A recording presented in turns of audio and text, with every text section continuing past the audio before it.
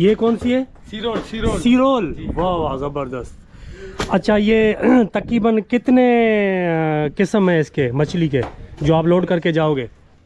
तकरीबन 8-9 किस्में। 9 किस्म। अभी तक कितने लोड कर चुके हो? 8-9 ही लोड कर। अच्छा अच्छा। ये क्या नाम बताया इसका? सिरोल। सिरोल इसका नाम है दोस्तों। और ये देखें कितनी है, तकरीबन 6-7 किलो की है। और इसकी लंबाई देखें आप कितनी है।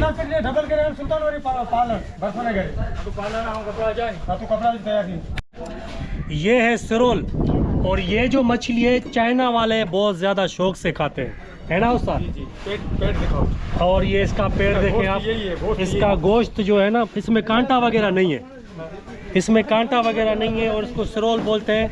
और चाइनीज़ लोग जो है ना इसको बहुत शौक से खाते हैं। अभी ये चाइना में सप्लाई होगी। ये जा रही है अपना फिशरी, कराची की जो सबसे बड़ी मछली मंडी है, वहाँ पर जाएगी ये लोड करके।